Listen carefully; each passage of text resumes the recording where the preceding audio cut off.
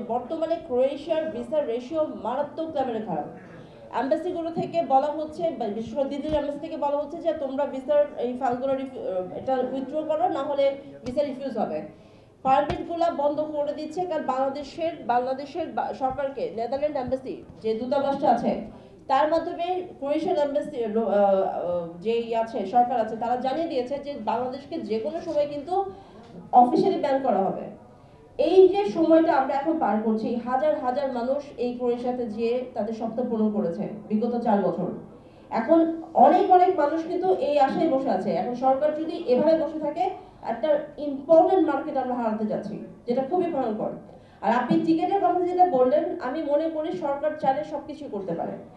যেহেতু বিদেশি সংস্থাগুলোর একটা বাংলাদেশ সরকারের সাথে কোলাবোরেশন করে কিন্তু কাজ করে, তাদেরকে যদি আমরা বাধ্য করি যে অতিরিক্ত মূল্য যাতে তারা নির্ধারণ না করে, তাহলে কিন্তু এটা আমাদের জন্য আমি মনে করি যে কার্যকর হতে পারে। আমাদের সরকারের কূটনৈতিক সবচেয়ে বড় কথা, আমরা বুঝতে পারছি যে এই সরকারটা আফটারও একটা অন্তর্বর্তীকালীন সরকার, এটা আমাদেরকে মানতে হবে। আমাদের সচিবদেরকে অনেক বেশি অগ্রণী ভূমিকা পালন করতে হবে। ওনাদেরকে যে আপনারা জানেন না যে অলমোস্ট 3 সপ্তাহ আগে আপনার ওই দেশ থেকে, ক্রোয়েশিয়া থেকে বা বিভিন্ন দেশগুলো থেকে কিন্তু আমাদের ডিপ্লোম্যাটিকরাই কিন্তু আমাদের এমবাসি বা আমাদের ওখান থেকে কিন্তু আমাদের সচিবালয়ে কিন্তু এই রিপোর্টটা দিয়ে দিয়েছে।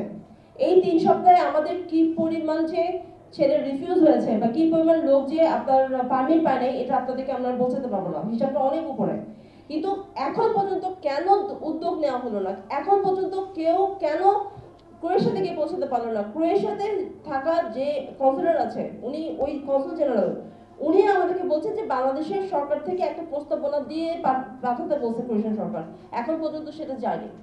তো এটা তো অবশ্যই ব্যর্থতা, এটা নিয়ে তো কোনো ডাউট নাই।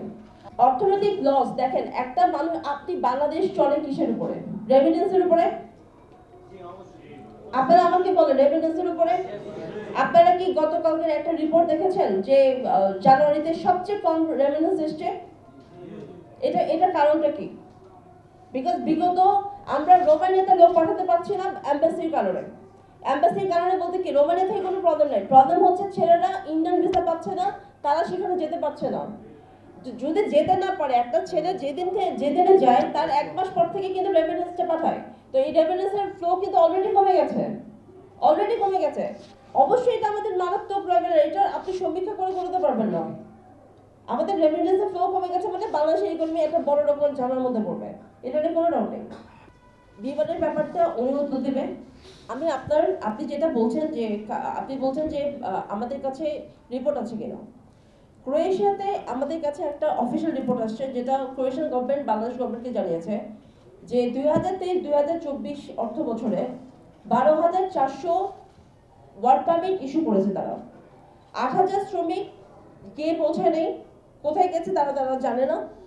4,400 শ্রমিক তারা বুঝে পেয়েছে, তার ভেতরে তারা টিএসসি মানে বুঝে পেয়েছে মানে তারা টিএসসি কার্ড পেয়েছে। তার ভেতরে 50% লোকই পালিয়ে গেছে, আর 2,000-এর মতো লোক এখন ক্রোয়েশিয়াতে কাজ করছে। এটা হচ্ছে আমাদের কাছে অফিসিয়াল তথ্য ক্রোয়েশিয়ার ব্যাপারে। রোমানিয়ার ব্যাপারে একটা কথা আমি বলি, রোমানিয়া ক্রোয়েশিয়াটা আমাদের মূল, কারণ এই দুইটা দেশেই কিন্তু লাস্ট 4 বছর সবচেয়ে বেশি লোক যায়। রোমানিয়াতে আমাদের 2023 থেকে 2024-এ টিএসসি হয়েছে 40,000, আর রিনিউ হয়েছে মানে যারা থাকছে কন্টিনিউ করছে 7,000। এটা রোমানিয়ার কথা বলছি আমি। তো রোমানিয়া ক্রোয়েশিয়ার অফিসিয়াল ডাটা আমি আপনাদেরকে দিয়ে দিয়েছি। বাংলাদেশের মূল সমস্যাটা হচ্ছে অদক্ষ শ্রমিক। আপনি যেটা বলছেন, আমরা যারা কাজ করি প্রান্তিক লেভেল থেকে কাজ করি, আমরা এখানে যারা বসে আছি সবাই কিন্তু এই মানে বিদেশে শ্রমিক পাঠানোর জন্য কাজ করি বা স্টুডেন্ট পাঠানোর জন্য কাজ করি। আমরা চেষ্টা করি তাদেরকে একটা ভালো কোম্পানিতে দিয়ে, ভালো যাতে করে তারা ওখানে কাজ করে, ওখানে ঠিক মতো সবকিছু পায়, এই ব্যাপারে আমরা সচেষ্ট।